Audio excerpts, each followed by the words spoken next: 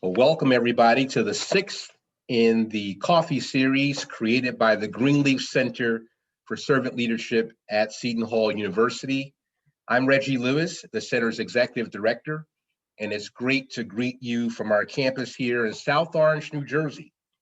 The coffee series provides an opportunity to showcase the inspirational stories of servant leaders.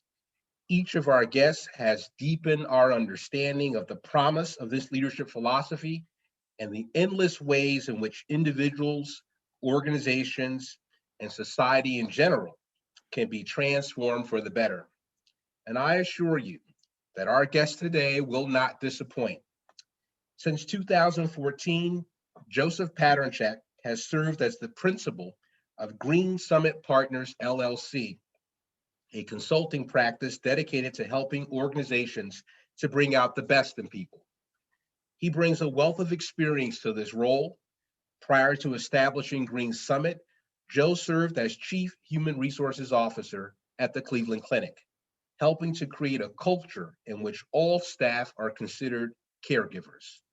He essentially led a process of transforming the workplace in which everyone can be expected to deliver care with the same level of regard, regardless of their title or position in the hospital. This work has been recognized at the local, regional, and national level. Before joining the Cleveland Clinic in 2007, Joe served as Chief HR Officer and Senior Vice President at Blue Cross Blue Shield of Massachusetts.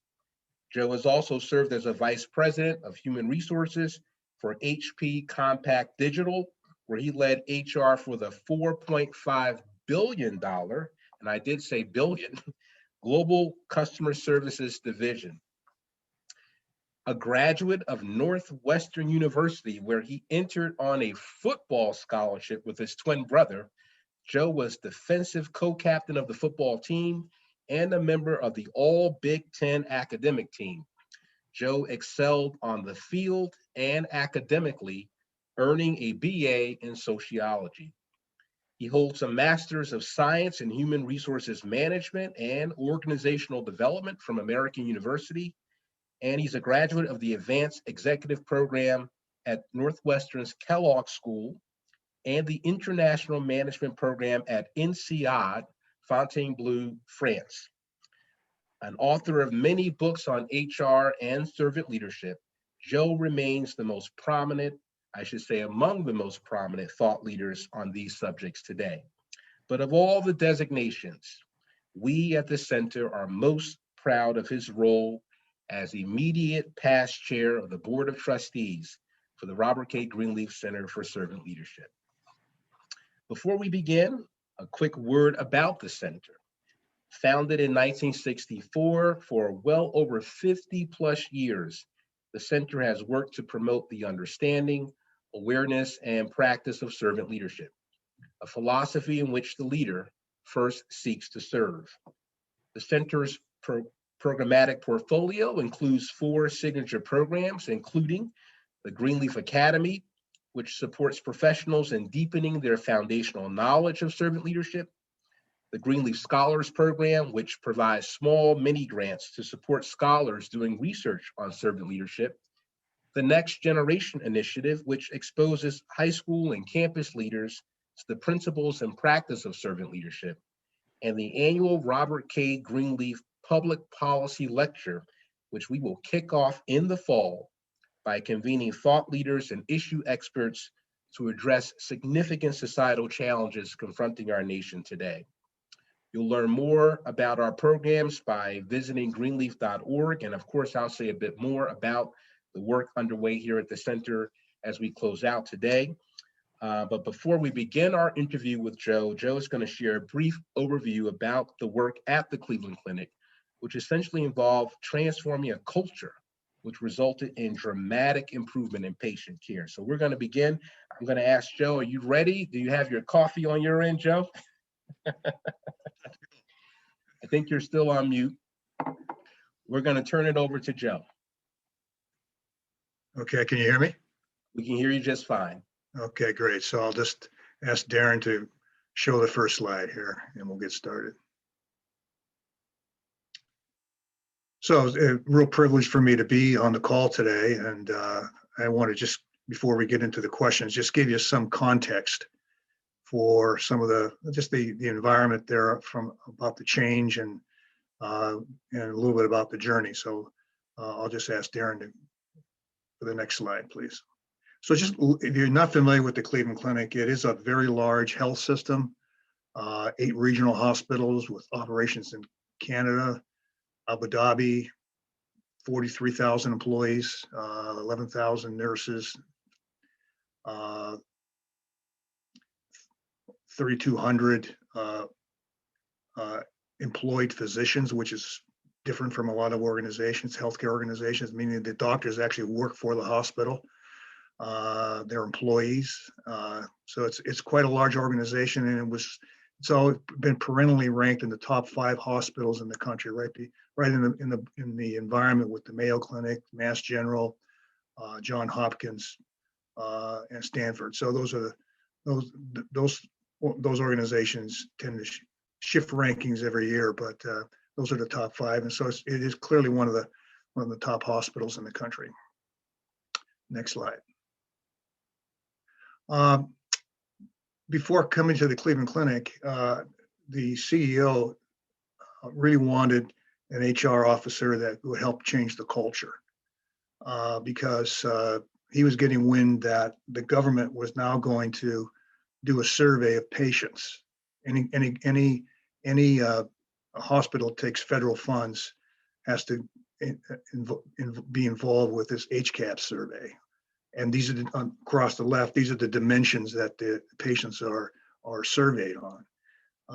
And to use the CEO's words, he said, we save people's lives here, but the patients and families don't like us very much. And of course, the survey came out after I got there, and that kind of verified that, hey, we were pretty much average or below average in all these domains. And we'll talk more about why. Next slide, please. When I first got there, we used Gallup to do the first engagement survey that the clinic had ever participated in, and unfortunately, the results weren't good. According to Gallup, it takes 4 actively engaged employees to negate 1 toxic individual. So that ratio's got to be 4 to 1. That ratio was only 2.8 to 1 engaged to every toxic negative individual. So, and by the way, organizations working at world-class levels, that ratio's got to be 9.5, 9.6 to 1. So we had some problems, and there are a lot of stories I could tell you. You don't need a survey to tell you if you've got some issues. If you're managing by walking around and you're listening to people, you can get a sense for the culture. But so this survey just validated some of the observations that I was already having. Next slide.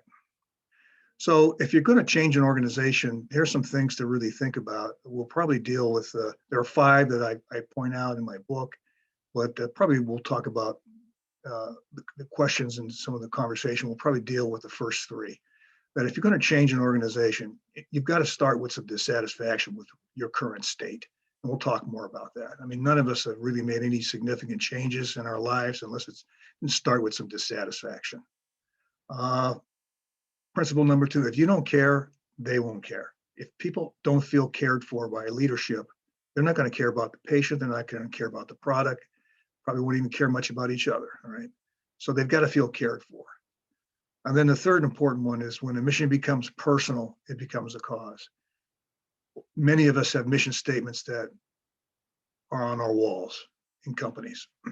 But if leaders are not taking that mission statement off the wall and showing people where they fit in that mission, then it just becomes a mission statement. But if you do, and they see themselves in that, it becomes a cause. People will get behind a cause, not a mission statement. We'll talk more about that as well. Next slide. So one of the most important relationships in any organization is the relationship with your immediate supervisor. According to Gallup, it is the biggest satisfier or dissatisfier. And of course, some of Greenleaf's work, servant leadership, um, makes a whole different way of looking at that relationship, much different from command and control. A command and control model. The servant leader is a servant first, and then chooses to lead and puts others in the organization before their own personal needs. Next slide. We adopted a model of servant leadership based on the book, best-selling book from Ken Jennings. And we wanted to get into details about, okay, if I buy into the idea of being a servant leader, what do I do? On Monday morning, once I decide on becoming a servant leader, what are salient things that I need to do? Well, first thing that a servant leader does, it upends that pyramid. We all are familiar with the hierarchical pyramid, but servant leader turns that upside down and puts the organization first before themselves. They build on other people's strengths. It's an affirmative act, an affirmative way of acting, an affirmative way of solving problems. It raises the bar.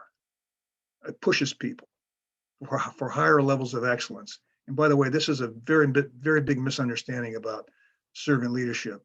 People think it's a soft form of leadership, meaning how could you hold people accountable if you're serving them? None of us have ever been served very well by a very easy goal to achieve. Chances are we learned a lot from a goal that you probably didn't even have visibility to on how to achieve, because you had to learn some new things and maybe pull together a team of people. So servant leaders are always raising the bar, getting people to achieve higher levels of excellence. Servant leaders blaze the trail. They remove obstacles. They get in people's way. They ask questions like, what could I be doing better to support you? What's getting in your way? And of course, one of the key areas finally is getting people to run to a great purpose. What's the cause in the organization? What's the cause that people can relate to and get behind? And so leaders have to create that sense of cause. So so this model became very useful for us. So we could talk about the 5 things that servant leaders actually do. Next slide. How do we get people connected with the mission? Well, when we did our first survey from Gallup, we found that only 38% of the caregivers felt that they were connected to the mission. Now, I never saw anybody die when we were installing a computer at Digital Equipment or Compaq or HP. But in hospitals, people die. In fact, 150,000 people die of conditions they acquire while in the hospital. So it's very important that people be committed to the mission because people can die in a hospital. So we took all 43,000 people over a 9-month period through a 3-hour workshop where we talked about how everybody has a role of being a caregiver. If you're delivering food, if you're a nurse, if you're a doctor, if you're working financial services and you're calling somebody up about their bill, everybody is in the value chain of providing care, cleaning the rooms. Operations cannot happen in a dirty operating room, right? So all of us have a role and all of us are part of that cause. This went a long way to getting all of us feeling like we really believe that we're all caregivers. Next slide, please. And of course, this experience focused on hearing people, empathizing with them, apologizing when we make mistakes, which, by the way, doesn't always happen in hospitals, or frankly, probably in any organization. But apologies can calm people down. Apologies can make things right if done correctly. So, and then, of course, responding and thanking people. So we came up with this working with heart, and this still is in existence today at the clinic. Next slide. So over this period of years, we went from being in that ratio of 2.8 to 1, significantly below the neutral phase, that over a 5-6 year period, that ratio was over 10-1. And so the clinic was working at world-class employee engagement levels and working at world-class patient experience levels. So that's some information about our journey. Next slide. And of course, this is all written up in a couple of books. They're available through the Greenleaf Center or Amazon. And hopefully there'll be something that you'll want to pick up and give you more details about the journey.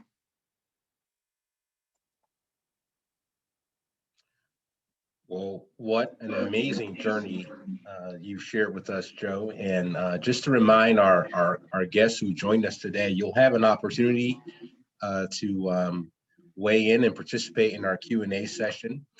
But I get the privilege of the first round with Joe on a few questions about his journey and his particular involvement in the servant leadership space. And we'll start by asking Joe, how did you become familiar with servant leadership? I first became familiar with servant leadership when I was working at Digital Equipment Corporation, and became the vice president of HR for that global service business. And the company went through a very negative strategic reflection point and was losing market share in a big way. And so we had to reduce the global service organization by almost half over a 3-year period. And then I got promoted, okay, to re-engage the workforce. And we used the servant leader principles and armed our frontline managers with those principles to help re-engage that global workforce. So I first became familiar with them through Ken Blanchard and some of those topics. And so that was the beginning of the journey. And you spent most of your career in the overarching field of HR. What drew you to HR in the first place? Well, I can't say that I had a strategic plan on this. All right, I will say, I was an athlete for most of my life. When I graduated from Northwestern, I wanted a career in business. I had no idea what kind of career. I didn't know the language of business. I didn't know the culture of business. I think my father was a steel worker from Northeast Ohio. I think he might have gone to the 9th grade. I'm not really sure. And so, business conversation didn't happen around the dinner table. And everybody thought I would go into coaching, but I wanted to branch out. And there was a small staffing firm in Chicago that gave me a chance. He said he didn't hire fresh graduates, but I was a bigger guy and looked older, and I'll give you a chance, he said. And so it was really a sales job and a recruiting job. And I went to work for one of my clients, Digital Equipment Company. And I became their first recruiter across the Midwest, and then had a number of other promotions as district HR managers across the country, and then landed at headquarters here in Boston. All right. But I will say this, that there was a time in my career when I plateaued, and it was, you plateau when you get confused, okay, whether or not you're in the right career or not. And for someone like me, that has your district sales manager coming up to you and say, "What are you doing working in HR? Okay, all right, you're smart, you're dynamic, you should be in sales." And so you start listening to that and you get a little plateaued, right? So what do you do when you get confused? Well, you go off to a course, right? And I went off to Stephen Covey's course, Okay. 7 Habits of Highly Effective People. And there's this one thing that I will say that I walked away from that I never forgot, is that they asked you to think about your core competency. What is it that you do better than most people? And say that in one sentence or two. And if you're in a career or a job that allows you to manifest that core competency on a regular basis, you probably are at a good match. And I thought to myself, wow, the thing that I do better than a lot of people is always found a way to bring out the best in myself, Okay. and brought a lot of other teammates along with me as well. And says, you know what, I lucked out. I am in the right career, because HR is supposed to be about bringing out the best in people in organizations. And after I had that alignment with my core competency in my career, then I started really taking some risks and put the leadership pedal to the metal. And a year later, the first time I became a vice president, because I had that alignment. So I would encourage everybody. It'd be a very interesting exercise if you haven't done it already. Spend some time thinking about what is it you do better than most people, and write that down. 1 or 2 sentences, no more than that. And in achieving that alignment and realizing that, look, a whole lot of people are certainly better off for you having done that due diligence with yourself. So that's very helpful advice. I'm curious about the heroes in your life. Well, that's pretty easy for me. Okay, all right. Most of my young adult life was dealt around athletics, and the person who I thought was one of the greatest athletes I've ever seen is Muhammad Ali. Okay. And he was my hero, and arguably probably the best heavyweight that ever lived. And had the courage to walk away from his career when he felt there was an unjust war going on. Gave it all up. That's pretty significant. Yes. Also, I was on the wrestling team as well as the football team, and my brother and my identical twin brother, we weighed the same. I had to move up to heavyweight, okay, and never weighed more than 200 pounds as a heavyweight. And so the only way I could beat these guys was I had to be quicker and faster. So I became Muhammad Ali on the wrestling team. But the thing that I always admired about him was that he had a higher sense of purpose for being a fighter and being an athlete. And I tried to adopt that in my professional career, to have a higher sense of purpose of what I'm doing. Yes, I want to help the company be successful, and yes, I want I want to be successful. But what is the higher sense of purpose of what I'm doing? That's when I get the most motivated. And so I would encourage everybody to think about that as well. Wow. So you know a little bit about the rope-a-dope strategy and all that from We've got some things to follow up on, Joe. We all know that managing and driving organizational change, leading the transformation of culture is not easy. I mean, let's be honest. Most places are not filled with people waiting for people to come in and talk about change. We know adults in particular don't like change. So tell our guests a bit more about your theory of change and transformation and how that evolved over time.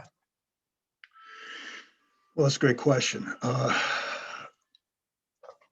have had dozens of outside consultants with their own theories of change. And I've tried a lot of them as well. All right. And the thing that I fall back on that has really worked for me is one that is simple.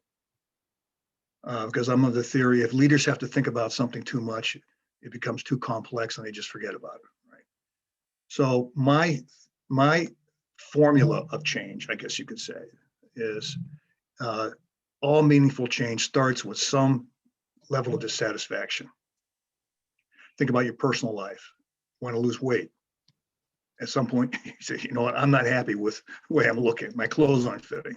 Or there's a relationship that I'm in. You know, I'm not happy. You know, I'm not being, this is not working out. So it starts with some level of dissatisfaction. Oh, by the way, that doesn't have to be a burning platform.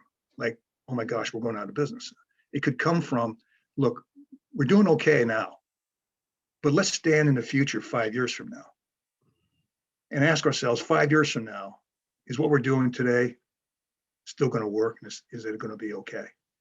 And that answer, that tension between where you are today and where you need to be, could be enough to give you that dissatisfaction from where you are right now. And probably in most cases, that's the thing that will allow you to have enough dissatisfaction to get moving. But you have to have something else besides dissatisfaction. You've got to have a point on the wall, a vision as to where you want to get to.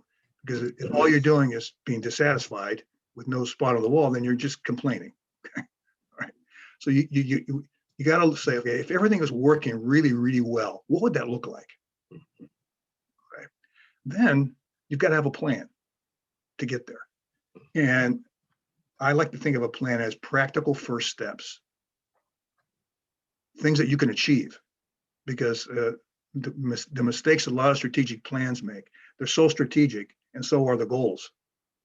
So it becomes years before you can even accomplish one thing.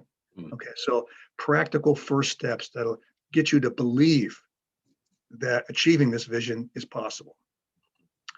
Then the final part is the value of doing that change has got to be greater than the resistance that will come. All right, because resistance will always come. And we would be naive to think that everybody's just going to accept what we're saying and doing and just get on board. In fact, Gallup shows us that 70% of all change efforts fail. There's only 30% of change efforts really succeed. So you might ask the question, well, why do it anyway? Why change? Why get involved with any change? Well, that's a personal question you have to ask yourself. But you got to believe that change is worth that risk. And there's an inherent value of even trying. So I would say that formula, after all the consultants and all these years, that simple formula has worked for me in large organizations. Dissatisfaction, a vision for where you're going to go, practical first steps. And oh, by the way, people need to be convinced it's worth doing when the complaints come, and they always will. And that formula obviously yielded enormous benefits for the Cleveland Clinic. I think it's pretty amazing based on your slide. You all did this, or at least were able to mark or demonstrate transformation over a 5-year period.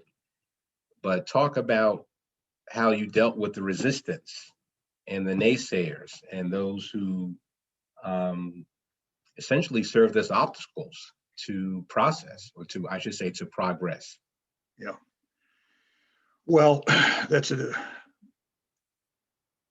some personal stories that I could share here. Okay, right. But I will tell you that leadership is not easy. It's not easy. And if we fool ourselves to think that it's easy, then we're being unrealistic. Leadership can be difficult, but it's a privilege that our people give us. And with that privilege comes a tremendous amount of responsibility. You think about what people put in our hands as leaders.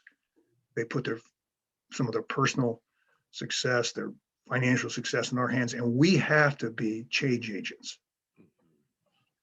We've got leadership is about helping people get to a place where they couldn't get to themselves. Right?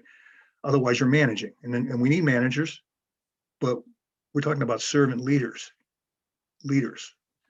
So I will tell you that the chief operating officer told me I got a call from him on a Sunday afternoon. He says, "Are you going to be in the office today?"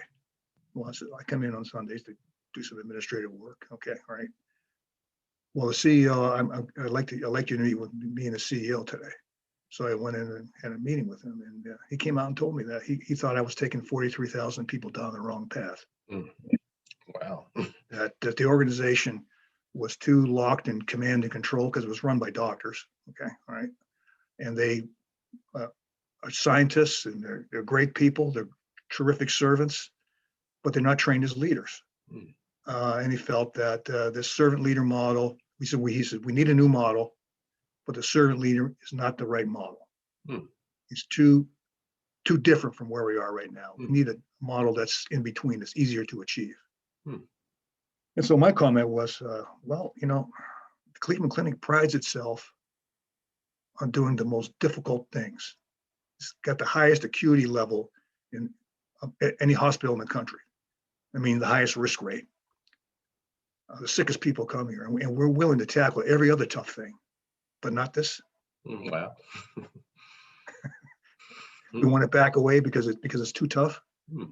I says, I just have a hard time accepting that. Hmm. So the CEO goes, well, listen, I have faith in Joe. We'll give him 6 months. Hmm. Okay, so 6 more months on this model. And if there's but Joe, I don't want you doing a lot of mandatory training out there. Hmm. All right, go meet with leadership teams and talk about it. Do a soft launch.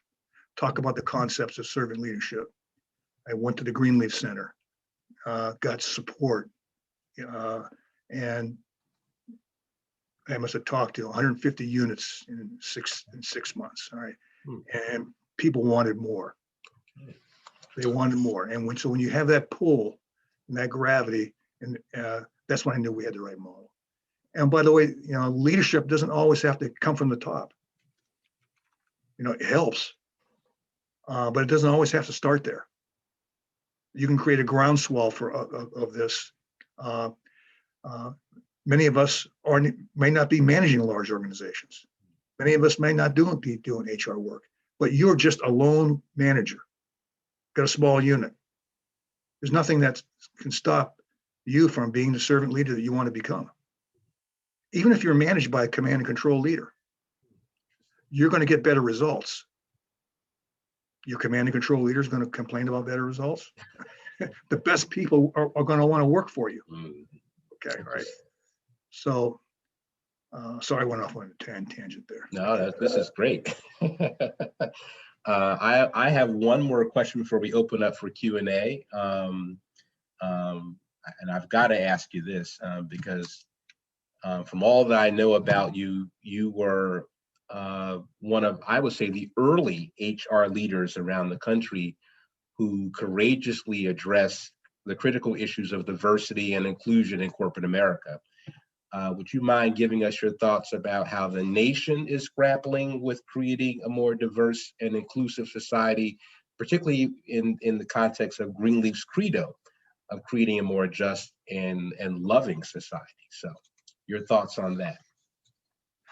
Well, it's a very powerful question. And I will just say that this might be a little controversial, but I'll just say it.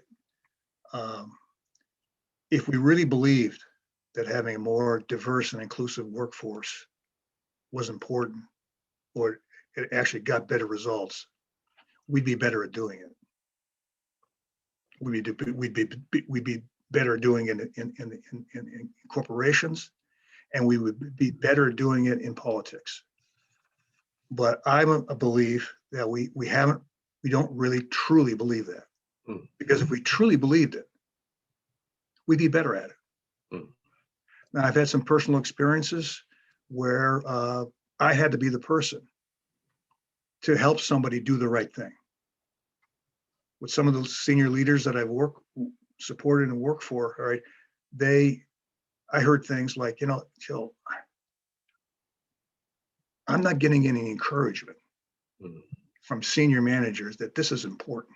Okay, all right. So, why would I want to take the risk of this risk when I'm not getting any encouragement? All right. And so my point is, well, what do you really believe? Well, I believe, promoting this person of color, this woman, is the right thing. I said, well, then you have to make a decision. Do you want to be known as the person that just does the right thing, or has to be told to do the right thing? Wow. That's your choice. So, well, man, Joe, I'm really glad I'm talking to you right now because, let's make this happen. Okay, all right. So my point is that people have blind spots. Generally, you're going to hire people that look like themselves. It's safer. They don't even know they're doing it a lot of times. And so that being a leader sometimes is stepping out and you being that person, not necessarily telling them to do the right thing, but giving them that kind of support that will give them the courage to step out. Wow. And do the right thing. Hmm. So those are just we could have an hour conversation just about this topic, okay? But I think we're really struggling with the country, and I think it comes down to, do we really believe it? And if we really believed it, we'd be better, right? And we wouldn't have to wait for corporations, okay, to start losing money. Okay, all right, okay. They would step up and do the right thing. So, and by the way, as a leader, why not set some people and culture goals yourself?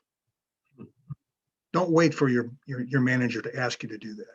If you really believe that diversity is important and inclusion is important, set some personal goals for yourself and hold yourself accountable. Mm-hmm. And by the way, you might even share those with your boss and says, as I'm creating a goal sheet for myself, here's some of the financial goals and people goals, whatever, but here's some goals I'm setting for myself around people and culture.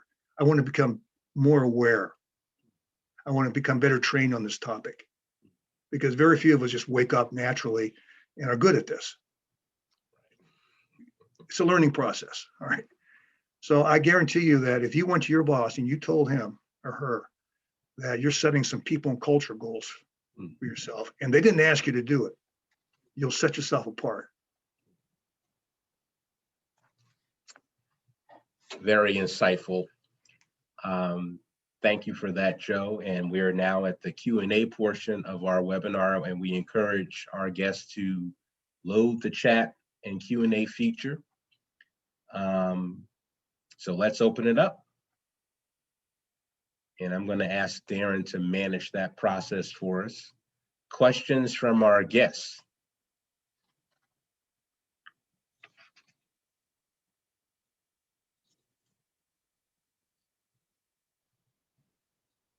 This is the audience participation part of it. Yes, this is the audience. This is your opportunity to engage Joe while we refill our mugs. While we wait for additional questions, Joe,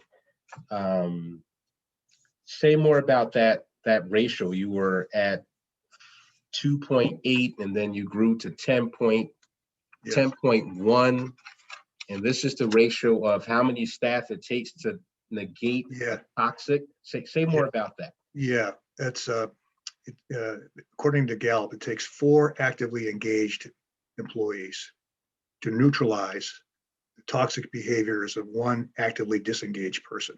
Oh. And when I first saw that, I found it a little hard to believe. But then I started thinking about it, and all of us have been around some toxic people in organizations. Yes. Okay, and you start thinking about, that there's a lot to that. You think about the meetings that you don't have because that person may be in there, and you don't want to have the drama. Okay, the extra people you have to hire, okay, and all the workarounds. Okay, you work around that person, and I said, you know what? I get it. I can see that. Absolutely. We have a question, Joe. In the traditional command and control structures of hospitals, how did servant leadership disrupt that? Particularly in the context of the doctor is the authority.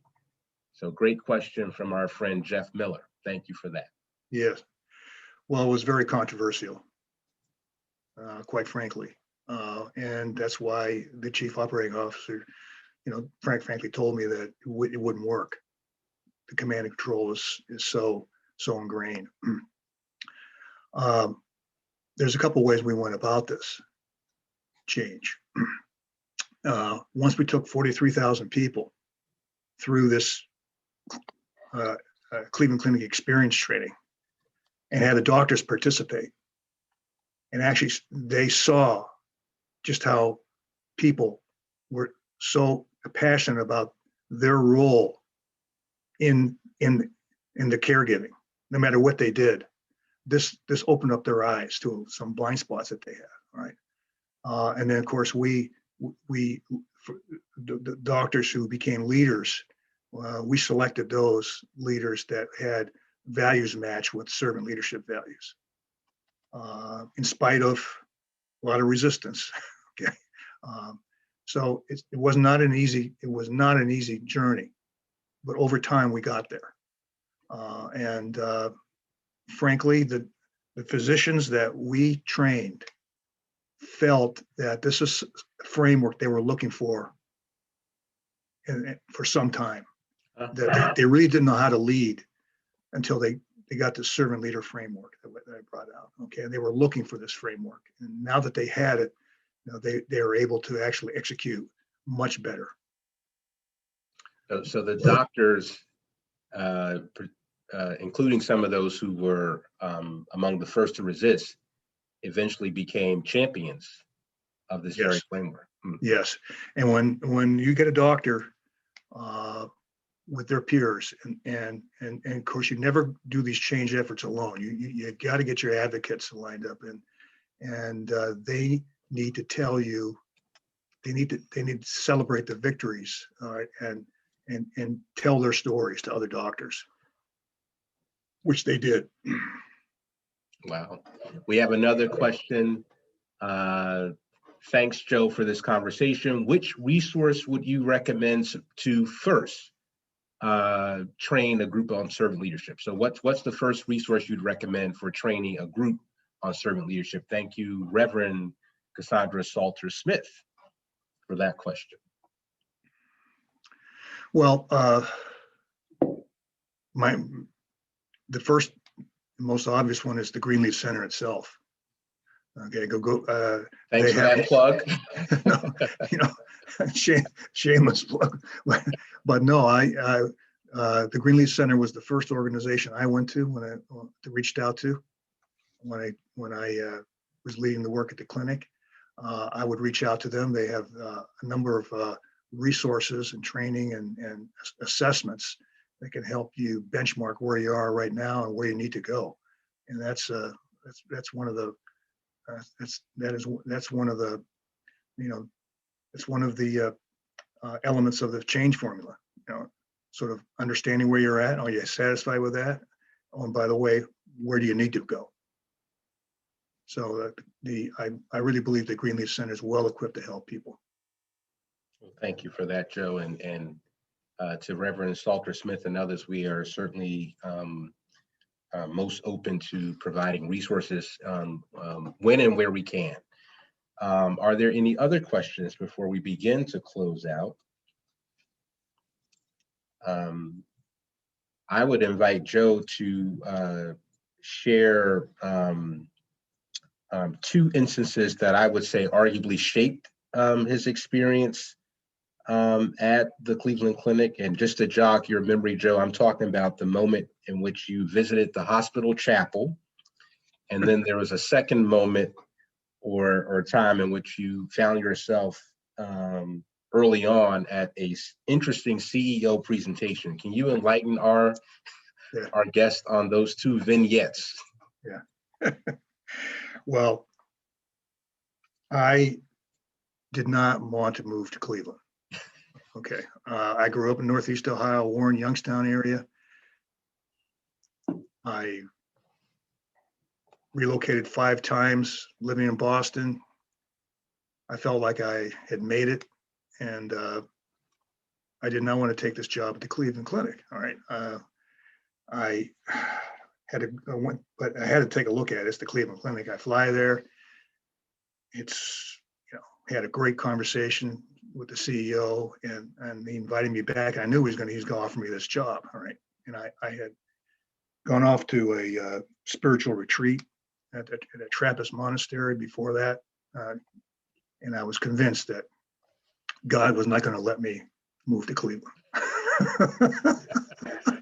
By the way, Cleveland's a great town. All right. I laugh about it, joke about it, but it's a great town. All right. So I had a little time before my meeting with us. I dropped into the chapel, and I must have had a distressed look on my face, okay, because one of the environmental service guys comes up to me and goes, "Sir, are you okay?" Mm. Oh yeah, I'm fine. I'm fine. He probably thought I was having surgery or somebody in the family. Okay, all right. And he says, "Sir, I just want to let you know," he told me, "I'm going to keep you in my thoughts and prayers today." Mm. So I go from there, Mm. meet with the CEO, and I tell him about this experience I had in the chapel. And he goes, "Joe, this is why we're here. This is why we're here. Now, are you coming?" Mm. "Yeah, I'm coming." I'm coming. So he gives me a manly hug, and then the rest is history. Okay, right. Okay, all right. But the other data point was, and this is this managing by walking around kind of thing. Okay, I hadn't even started yet, but I was house hunting in the area, and the CEO has state of the company meeting, state of the clinic meeting at 7 o'clock in the morning. Okay, all right, which the doctor started early, so our meeting started early. It was in a large auditorium, and literally there was nobody past the back row. All the seats down to the presenter were open. There's only one seat next to one of the doctors. And I says, "Excuse me, doctor, is this seat open?" He says, "Yeah, sure. Sit it. Great, great." So the CEO gives his presentation, and then he puts up my picture. "Oh no," and the doctor says, I said, "It looks like you don't have any assigned seats here today. Because nobody's sitting past this back row." And he goes, "Well, they should have assigned seats because they tell us what to do every day around here anyway." All right. So, okay, there's a data point. Okay, all right. And then he puts my picture up and says, "Boy, if you see Joe today, he's our new HR officer. Say hello, introduce yourself to him." So the light comes on, and the doctor turns to me and goes, "Joe, welcome to the Cleveland Clinic." I says, "Thank you." He goes, "By the way, did I introduce myself to you?" He asked me. He goes, "No, doctor, you didn't." He goes, "Great. See you around. Have a nice day." They got up and left. So another data point. Okay, if you're managing by walking around, you don't need a survey to tell you whether or not you've got issues. Well, unfortunately, our time has come to an end. So truly grateful for those data points and just this rich experience with you today, Joe. I'll say to our audience, I did say that Joe would not disappoint. So again, thank you, Joe, for giving us much needed motivation, inspiration, and wisdom today. And certainly the impact of the work you did at the Cleveland Clinic is still being felt today. You and your colleagues at the Cleveland Clinic have given us really a powerful model of servant leadership, and we're all the better for it. Before we go, a few updates about the center, particularly those who are raising questions in the chat about training opportunities. If you are interested in honing your skills as a leader, as Joe mentioned, you can attend one of our Greenleaf Academy classes. I'll ask Darren to post our poster. Registration is still open for our Foundations of Servant Leadership class that starts on July the 9th. You can also still register for our Implementing Servant Leadership course, which begins on August the 13th. You can simply go to greenleaf.org and register. I want to thank Joe again, and thank you all for joining us as our guest. Have a great summer. Take care. Bye now.